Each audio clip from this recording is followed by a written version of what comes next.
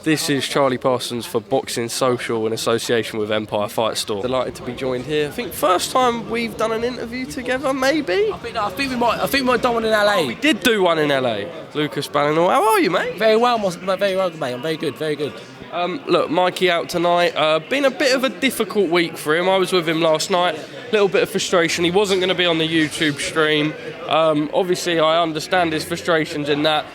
Coming off a fight with Virgil Ortiz to then not be on the YouTube, but he was in the end.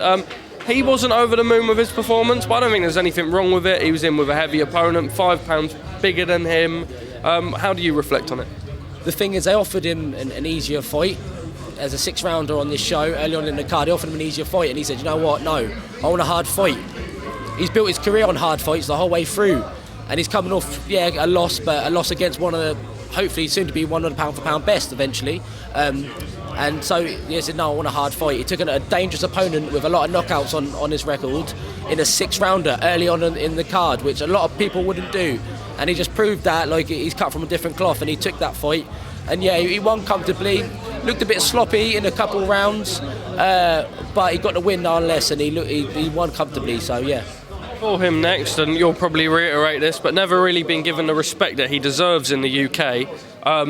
He spoke about going back out to the States, maybe Blair Cobbs, Alexis Rocker. I know that Golden Boy think highly of him. It's probably a fight that could be made. Do you see that Mikey sort of pursuing the route of maybe going overseas? Maybe so. At the end of the day, it seems like they like him a lot more out there than they do here at the moment. So, and yeah, like, they love him. They said they want him back out there, and I believe he beats both Roger and Blair Cobb. So if they offer him the fight, I'm pretty sure he would take it. I don't know. I believe he's number 1 welterweight in the country, so I don't know what there is for him here. But I'm pretty sure if he gets offered one of them fights out there, I think he would take it. Let's just talk about yourself. Obviously, last time out, a great performance to win the English. I didn't manage to catch you afterwards because I had to catch the midnight coach home. But how do you reflect on the year you just had? You sort of cemented yourself in a division now, and looking forward to 2023 big fights, which we will touch on in a minute. Yeah. So yeah, I've won the English title, which I'm happy about, but I believe I'm levels above that. I won it quite comfortably for a vacant title, beating Boy Jones Jr. It was an easy win.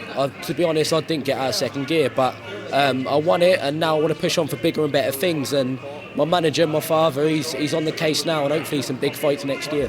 Well, we talk about big fights next year. One of your team just come up to me and said, let's speak about Florian MARKU. Florian spoke about coming down to 140. Is that something that you would indulge yourself in, something that you're interested in? 100%. Of course I'll take that fight. Like, got a lot of hype behind his name.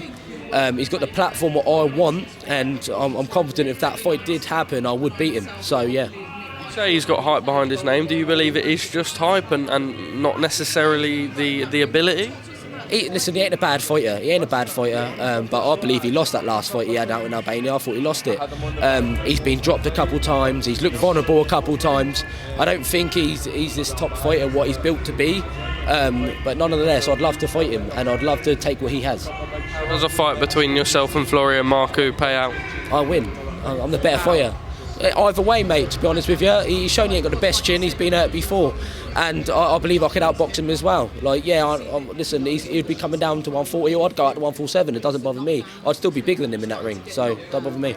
Obviously, a name like Florian's always going to be sort of hardish to chase because of just how big he is and the management team he's got behind him. But away from that, if you can't get a name like Florian next, what do you want out of 2023? Step up to the British level and just sort of progress yourself naturally, just stepping up to bigger fights? Of course, listen, I'm 26, I'm not old, but I've been about for a long time now.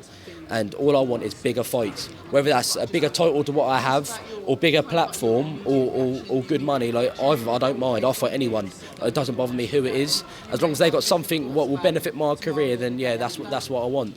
I'd fight for the British title next. If I get offered to me, I'd fight anyone. It does not bother me, but I believe I'm better than English level, so I don't really want to defend. But obviously, if nothing comes up, then I will have to defend my belt, and I'll be happy to do so if that's the case. But yeah, we'll see what happens. Lucas, top man, enjoy the rest of your evening. Happy to see Mikey out before the end of the year. Just a final message to your fans and people watching? Just keep an eye out soon. Hopefully a big announcement, a big fight. Pompey boys, get ready. Lucas, top man, cheers.